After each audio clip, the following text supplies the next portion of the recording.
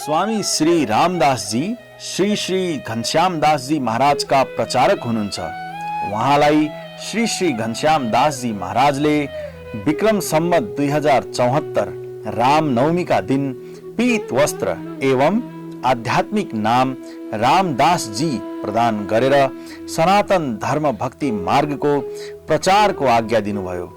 श्री गुरुदेवको आज्ञालाई शिरोधार्य गर्दै श्री रामदास जीले सनातन धर्म भक्ति मार्गको प्रचार सेवा गरिरहनु भएको छ।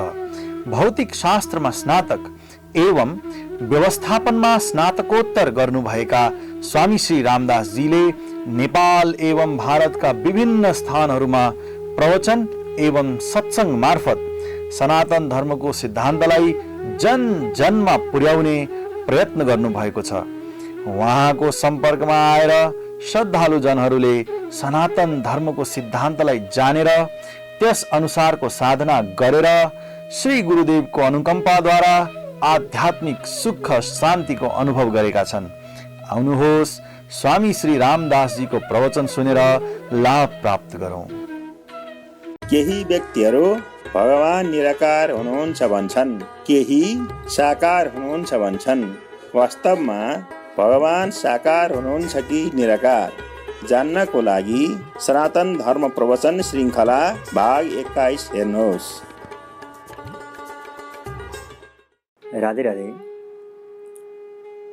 सनातन धर्म प्रवचन श्रृङ्खलामा अहिलेसम्म हामीले यही बुझ्यौँ कि हामी सबै अनन्त मात्राको प्रतिक्षण बढ्दै जाने र सधैँ रहिरहने यी तीनवटा प्रमुख लक्षणले युक्त आनन्द चाहन्छौँ र यस्तो आनन्द अनादिकालदेखि निरन्तर प्रयत्न गर्दा पनि अहिलेसम्म प्राप्त हुन सकेन।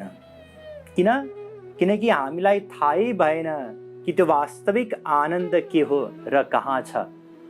वेदद्वारा शास्त्रद्वारा हामीले यही बुझ्यौँ कि त्यो वास्तविक आनन्द भगवान नै हुनुहुन्छ।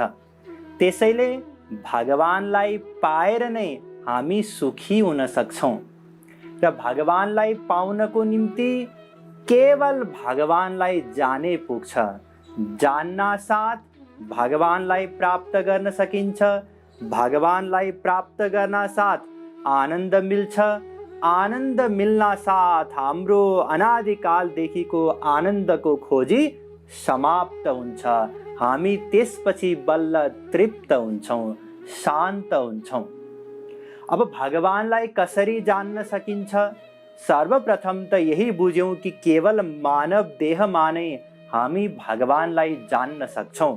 त्यसैले यो मानव देह सबैभन्दा दुर्लभ देह हो र स्वर्गका देवी देवता समेत भगवानसँग प्रार्थना गर्दछन् मानव देह मिलोस् भनेर, तैपनि उनीहरूको निम्ति पनि दुर्लभ हो। यस्तो देव दुर्लभ मानव देहको केवल एउटा कमजोरी छ, त्यो हो कुनै पनि बेला हामीबाट खोसिन सक्छ। त्यसैले तुरुन्तै भगवानलाई जान्नको निम्ति प्रयत्न गर्नुपर्छ, किनकि यो मानव देह भगवानलाई जान्नकै निम्ति, भगवानलाई प्राप्त गर्नकै निम्ति भगवानले दया गरेर, कृपा गरेर, करुणा गरेर दिनुभएको हो। अतः भगवानलाई तुरुन्तै जान्नु छ। भगवानलाई जान्नु अघि प्रत्यक्ष प्रमाणद्वारा, अनुमान प्रमाणद्वारा एवं शब्द प्रमाणद्वारा भगवानको अस्तित्व सिद्ध गर्यौं। त्यसपछि भगवानको परिभाषा बताइयो। भगवानको परिभाषा यस प्रकार शास्त्रमा बताइएको छ कि भगवान सृष्टिकर्ता हुनुहुन्छ, भगवान सबै कारणको पनि कारण हुनुहुन्छ, भगवान आनन्द हुनुहुन्छ, भगवान एक हुनुहुन्छ र त्यो एउटा भगवानको अनन्त अभिन्न स्वरूपहरू छन्। भगवान त्यो हुनुहुन्छ जो सर्वव्यापी हुनुहुन्छ। यी अनेक परिभाषाहरूको बारेमा हामीले चर्चा गर्यौं। भगवान अनन्त शक्तिले युक्त हुनुहुन्छ, यो पनि हामीले बुझ्यौं। अब यसपछि हामीलाई एउटा कुरा जान्नु छ, बुझ्नु छ। त्यो के हो? भगवान सगुण साकार हुनुहुन्छ अथवा निर्गुण निराकार हुनुहुन्छ। हेर्नुहोस्, हाम्रो वेद शास्त्रमा दुवै थरीका प्रमाणहरू छन्। जति पनि वेदका मन्त्रहरू छन् अथवा शास्त्रमा श्लोकहरू छन्, ती मन्त्र अथवा श्लोकहरू या त सगुण साकार भगवान परक छन् अथवा निर्गुण निराकार स्वरूप परक छन्। अर्थात् कतिपय मन्त्रहरूले श्लोकहरूले यही बताउँछन् कि भगवानको कुनै पनि रूप छैन, कुनै पनि गुण छैन भने अनेकौं फेरि वेद मन्त्रहरू छन्, श्लोकहरू छन् जसले यो बताउँछन् कि भगवान साकार हुनुहुन्छ, सगुण हुनुहुन्छ। अब यसको समन्वय कसरी गर्ने त?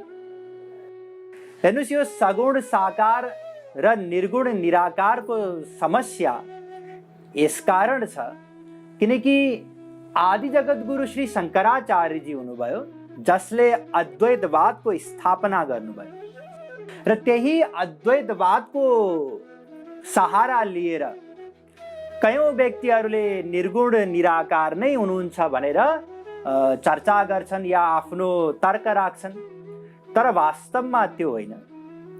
अब भगवान निर्गुण निराकार नै हुनुहुन्छ भनेर शङ्कराचार्यजीले जुन अद्वैतवादको स्थापना गर्नुभयो, यो किन गर्नुभयो, के आवश्यकता थियो र अद्वैतवादद्वारा उहाँले सगुण साकार स्वरूपको खण्डन गर्नुभयो, यसको बारेमा म केही बेरमा नै बताउने छु। तर अहिले हामी भगवानको परिभाषाको या भगवानको स्वरूपको निरूपण गर्दैछौँ कि भगवान सगुण साकार हुनुहुन्छ अथवा निर्गुण निराकार हुनुहुन्छ। हेर्नुहोस्, वेद भन्दछ द्वे वाव ब्रह्मणो रूपे मूर्तम चैवा मूर्तम च, बृहदारण्यको उपनिषद 2:3-1। अर्थात् हेर्नुहोस्, यहाँ स्पष्ट रूपमा उपनिषदमा बताइयो कि भगवान मूर्त पनि हुनुहुन्छ र अमूर्त पनि हुनुहुन्छ। मूर्त भन्नाले साकार, अमूर्त भन्नाले निराकार।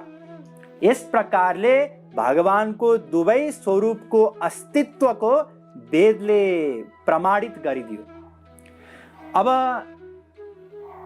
आदि जगद्गुरु श्री शङ्कराचार्यजीले यद्यपि अद्वैतवादको स्थापना गर्नुभयो तर अनेकौं स्थानमा उहाँले भगवानको सगुण साकार स्वरूप पनि हुन्छ र निर्गुण निराकार स्वरूप पनि हुन्छ भनेर बताउनु भएको छ। मूर्तम चैवा मूर्तम द्वे एव ब्रह्मणो रूपे इत्युपनिषद तयोर्वा द्वौ भक्तौ भगवदुपदिष्टौ क्लेशाद क्लेशाद्वा मुक्तिः स्यादे तयोर्मध्ये। शङ्कराचार्य जी को भनाइ हो यो। द्विविधम ही ब्रह्म अवगम्यते, आदि जगद्गुरु श्री शङ्कराचार्य। हेर्नुहोस्, बारम्बार उहाँले यही बताउनु भएको छ कि त्यो ब्रह्मको साकार स्वरूप पनि हुन्छ र निराकार स्वरूप पनि हुन्छ। अझै अर्को एउटा प्रमाण दिन चाहन्छु। हेर्नुहोस्, एउटा ब्रह्मसूत्र छ, द्वादशाः वधु भयविदम बादरायणोतः, ब्रह्मसूत्र 4:4-12। यसको भाष्य गर्ने क्रममा आदि जगद्गुरु श्री शङ्कराचार्य जी भन्नुहुन्छ, स यदा स शरीरतां संकल्पयति तदा स शरीरो भवति, यदा त्वशरीरतां तदा त्वशरीरः, सत्य संकल्पत्वात् संकल्प वैचित्र्याच्च। शाङ्कर भाष्य। यस प्रकार उहाँले स्पष्ट बताइदिनु भयो शङ्कराचार्यजीले कि जति बेला त्यो ब्रह्मलाई शरीर धारण गर्ने इच्छा हुन्छ त्यति बेला उसले शरीर धारण गर्छ, साकार हुन्छ। जति बेला शरीर धारण नगर्ने इच्छा हुन्छ त्यति बेला शरीर धारण गर्दैन, निराकार हुन्छ। यस प्रकारले त्यो ब्रह्मसँग विचित्र संकल्प शक्ति हुन्छ र त्यो संकल्प शक्तिको कारणले गर्दा सगुण साकार पनि हुन्छ, निर्गुण निराकार पनि हुन्छ। अब यो भन्दा दरो प्रमाण त अरू केही पनि हुन सक्दैन। हेर्नुहोस्, केवल अद्वैतवादको स्थापनाको निम्ति नै शङ्कराचार्यजीले निर्गुण निराकार ब्रह्मको सिद्ध गर्ने प्रयत्न गर्नुभएको हो, अन्यथा उहाँले अनेकौं शास्त्रहरूमा सगुण साकार स्वरूपको निरूपण गर्नुभएको छ। स्वयं भगवान श्री कृष्णको बाल्य लीलाको वर्णन गर्नुभएको छ, किशोरावस्थाको वर्णन गर्नुभएको छ, श्रृङ्गारको वर्णन गर्नुभएको छ। अनेकौं स्थानमा उहाँले भगवानको मूर्ति स्थापना गर्नुभएको छ। यस प्रकारले उहाँका अनेकौं शास्त्रहरूमा सगुण सविशेष साकार ब्रह्मको केवल अस्तित्व मात्रै होइन, त्यसको परिभाषा, त्यसको व्याख्या, लीला, गुण आदि सबैको चर्चा गर्नुभएको छ। अतः निष्कर्ष यही हो कि भगवान साकार पनि हुनुहुन्छ र निराकार पनि हुनुहुन्छ। त्यसै गरी वेद भन्दछ भगवान सगुण पनि हुनुहुन्छ, निर्गुण पनि हुनुहुन्छ। सगुण निर्गुण स्वरूपम ब्रह्म, त्रिपाद विभूति महानारायणोपनिषद 1:1। स्वरूपम द्विविधम चैव सगुणम निर्गुणात्मकम, गोपाल उत्तर तापिन्योपनिषद को 61वां मंत्र। इस प्रकार ब्रह्म को दुईवटै स्वरूप, सगुण स्वरूप र निर्गुण स्वरूप को चर्चा र अस्तित्व वेदमा बताइएको छ। अतः त्यो ब्रह्म सगुण साकार पनि छ, निर्गुण निराकार पनि छ। अतः भगवान यदि कसैले केवल निर्गुण निराकार हुनुहुन्छ भन्छ भने त्यो पनि गलत हो, र कसैले केवल सगुण साकार हुनुहुन्छ भन्छ भने त्यो पनि गलत हो। भगवानको दुवै स्वरूप एक साथ रहन्छ। भगवान एक साथ सगुण साकार पनि हुनुहुन्छ, राम कृष्ण इत्यादि, र एक साथ निर्गुण निराकार पनि हुनुहुन्छ। यस्तो विचित्र स्वरूप भगवानको छ। अब अघि मैले जुन प्रश्न राखेको थिएँ, आखिरी आदि जगत गुरु श्री शंकराचार्यजीले किन अद्वैतवादको स्थापना गर्नुभयो, किन भगवानको सगुण साकार स्वरूप छैन भन्ने कुरा सिद्ध गर्नको निम्ति ब्रह्मसूत्रको, उपनिषदको, गीता आदिको भाष्य गर्नुभयो, यसको रहस्य पनि बुझिहाल्नुहोस्। हेर्नुहोस्, यो कुरा बुझ्नको निम्ति केही इतिहासका कुराहरू बुझ्न जरुरी छ। कलियुग प्रारम्भ भएसँगै व्यक्तिहरूमा पापाचार, अत्याचार, हिंसा आदि बढ्दै गयो। जो नास्तिक थिए उनीहरूमा दया इत्यादि छँदै थिएन। अरू जीव मात्र होइन, मनुष्यको पनि हत्या गर्थे। र जो आस्तिक थिए, वेदलाई मान्दथे, उनीहरूले पनि अनेक छेपक, मनुस्मृतिमा कयौं पुराणहरूमा छेपक श्लोकहरू छन्। ती छेपक श्लोक र वेदमै पनि छेपक मन्त्रहरू छन्। ती छेपक श्लोक र मन्त्र त्यति बेलाका राजाहरूले, क्षेत्रीय राजाहरूले ब्राह्मणहरूलाई जबरजस्ती ती शास्त्रमा घुसाउन लगाएका हुन्। किनकि त्यति बेला अहिलेको जस्तो प्रेस प्रिन्टिङको जमाना त थिएन। सीमित स्थानमा नै ग्रन्थहरू हुन्थे, र कसैलाई ग्रन्थ चाहियो, पुराण चाहियो, वेद चाहियो भने त्यहाँ गएर त्यसलाई सारेर लिएर आउनु पर्थ्यो। र उनीहरूसँग शक्ति थियो, पावर थियो, आफ्नो पावर प्रयोग गरेर मूल ग्रन्थमा नै छेपक श्लोक र मन्त्रहरू राखिदिए। यो सिद्ध गर्नको निम्ति कि मन्दिरमा गएर पशुलाई काट्नु पर्छ, श्राद्धमा मासु चलाउनु पर्छ, ताकि त्यही बानामा आफ्नो जिब्रोको सन्तुष्टि गर्न पाइयोस्। यो उद्देश्यले उनीहरूले छेपक श्लोक र मन्त्र घुसाएको हुँदा वेद शास्त्र मान्नेहरू पनि त्यो छेपक श्लोक र छेपक मन्त्रको आधारमा पशु हिंसा इत्यादि गर्दथे। त्यसैले सम्पूर्ण समाज नै हिंसात्मक बनेको थियो, र मनुष्यको आध्यात्मिक उन्नतिको निम्ति भगवान नै बुद्धको स्वरूपमा अवतार लिएर अहिंसाको प्रचार गर्नुभयो। हेर्नुहोस्, आध्यात्मिक उन्नतिको निम्ति अहिंसा, दया इत्यादि गुण यी आधार हुन्। यदि यो आधार नै भएन भने आध्यात्मिक महल बन्न सक्दैन। जसरी विद्यार्थीलाई पढ्नको निम्ति स्कुल पठाउँदाखेरि सुरुमा प्ले ग्रुपमा पठाइन्छ नि, ताकि खेल्ने बहानामै भए पनि स्कुल जाने अभ्यास होस्। त्यसैले बुद्ध भगवानले भक्ति गर्नको निम्ति जुन पहिला भक्ति गर्नको लागि आधारभूत गुणहरू चाहिन्थ्यो साधकहरूमा, त्यो गुण वृद्धि गर्नको लागि उपदेश दिनुभयो।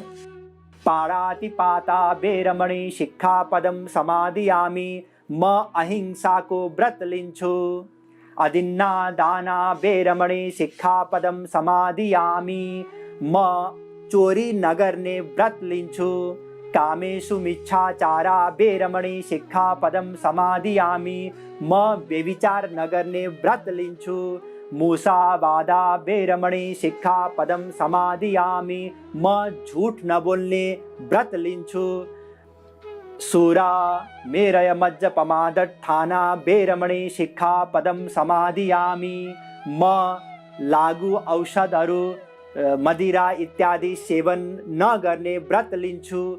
यस प्रकारले पञ्चशीलको उपदेश दिनुभयो, जुन भक्तिको निम्ति, आध्यात्मिक उन्नतिको निम्ति आधारशिला हो।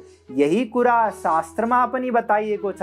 अहिंसा सत्यमस्तेय मसङ्गो ह्रीरसञ्चय आस्तिक्यम ब्रह्मचर्यम च मौनम स्थैर्यम क्षमा भयम, भागवत 11:19-33।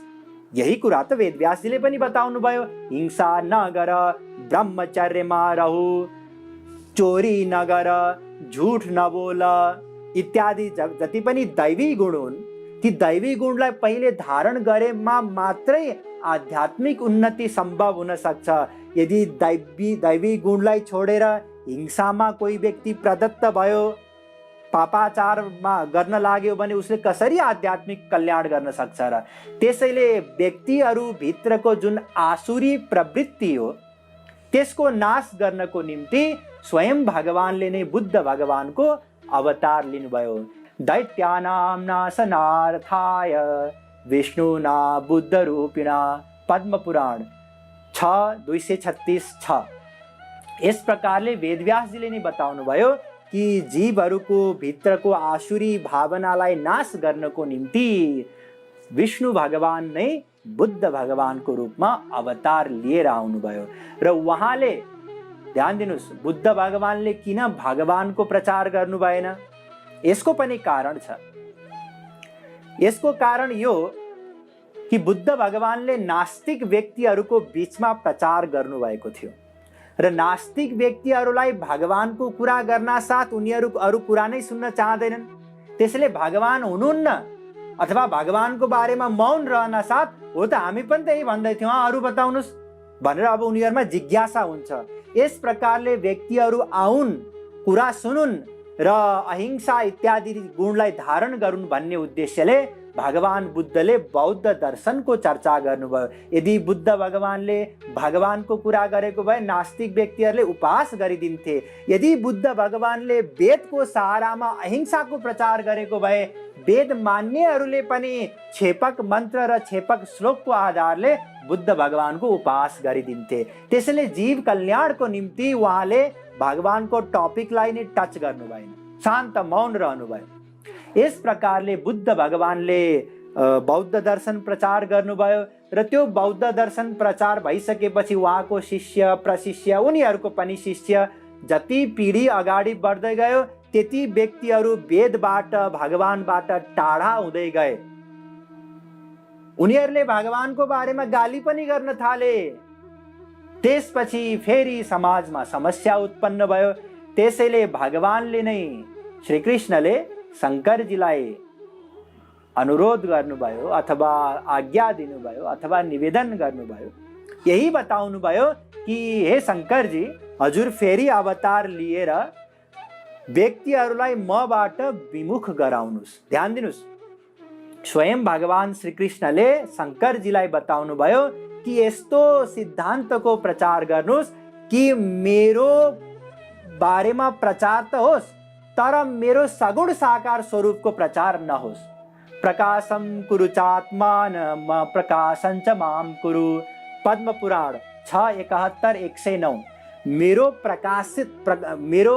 बारेमा प्रकाशित त गरिदिनुस्, तै पनि अप्रकाशित राख्नुस् मलाई, अर्थात् मेरो सगुण साकार स्वरूप व्यक्तिहरूले थाहा नपाउन्।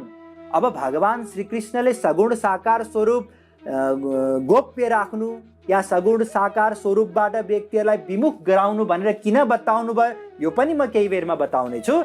अहिले यही बुझ्नुस् कि शङ्करजीलाई स्वयं भगवान श्रीकृष्णले बताउनु भयो र उहाँले बताउनु भयो, स्वागमयी कल्पितैस्त्वाञ्च जनान मद विमुखान कुरु। पद्म पुराण 6:71-107।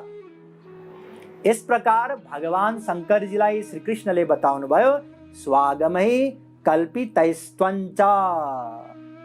काल्पनिक मतद्वारा कुनै एउटा काल्पनिक तर्क या कुनै एउटा सिद्धान्तवाद बनाउनुस् जसले गर्दा जनान मत विमुखान कुरु, व्यक्तिहरूलाई मबाट विमुख गराउनुस् त्यो काल्पनिक मतद्वारा। यस प्रकारले भगवानको आज्ञाद्वारा शङ्कराचार्यजी बनेर शङ्कर भगवानले नै अद्वैतवादको स्थापना गर्नुभयो र प्रचार गर्नुभयो। अब किन अद्वैतवादको आवश्यकता भयो, भगवानले किन विमुख गराउने भन्नुभयो, यसको पनि कारण बुझिहाल्नुस्। हेर्नुस्, बौद्ध दर्शनको प्रचार भएसँगै समाजमा नास्तिक व्यक्तिहरूको जमात बढ्दै गयो, किनकि बौद्ध दर्शनले नै भगवानको अस्तित्व त स्वीकार गर्दैन। त्यसैले त्यो नास्तिक व्यक्तिहरूको बीचमा जसलाई नास्ति प्रिय थियो, नास्ति भन्नाले भगवान छैनन्, उनीहरूको बीचमा नास्ति अस्ति अथवा अस्ति नास्ति सिद्धान्त प्रचार गर्न सहज थियो। अस्ति नास्ति भन्नाले भगवान छन् तर साकार स्वरूप छैन।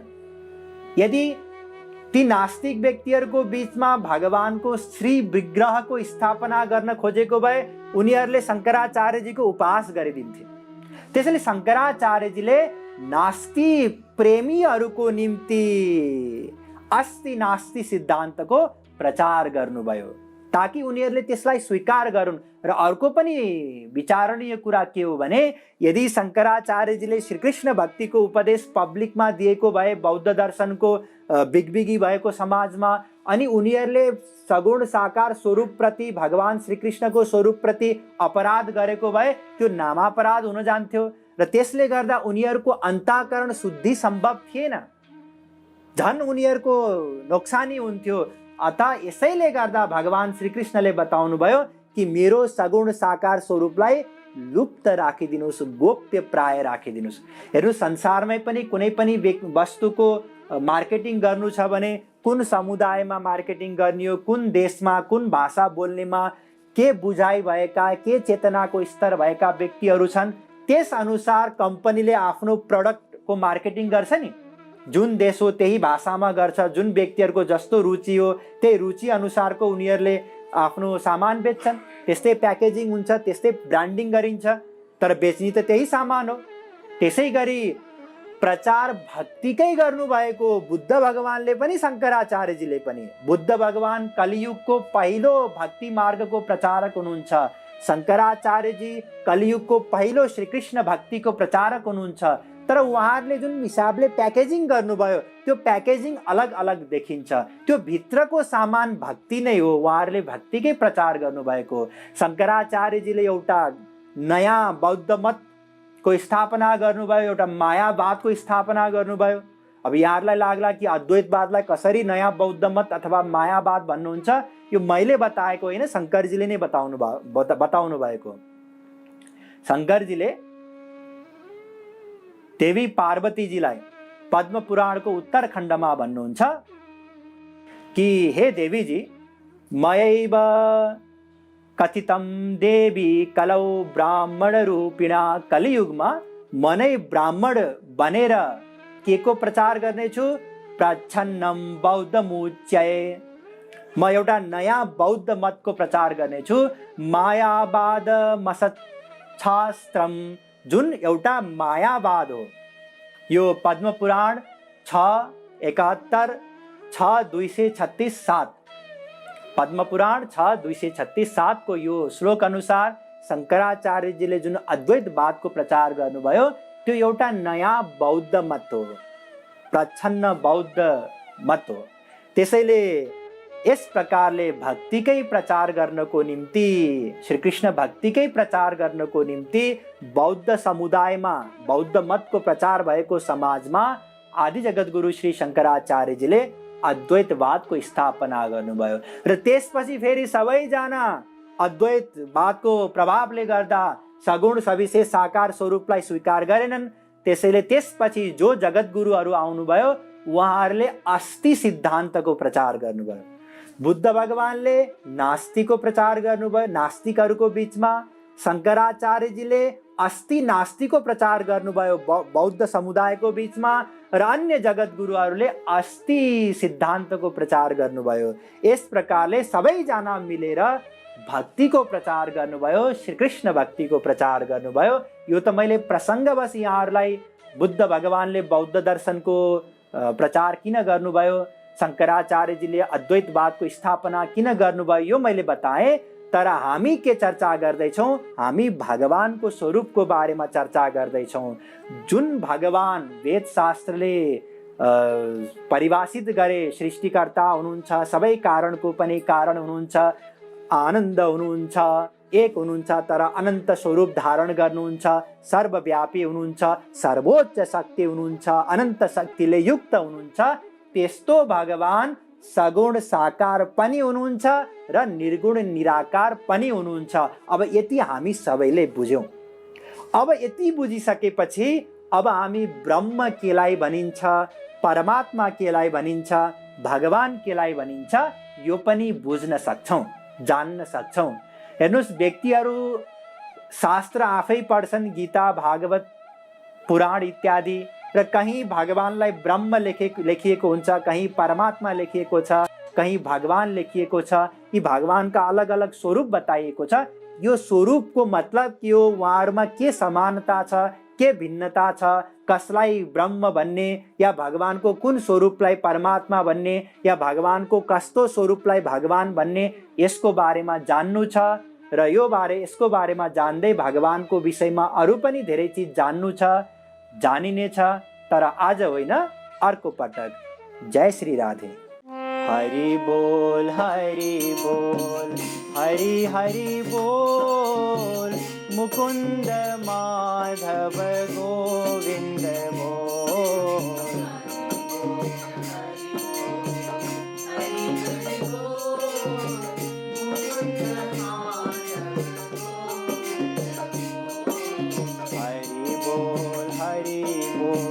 हरि हरि बोल, मुकुंद माधव गोविंद बोल।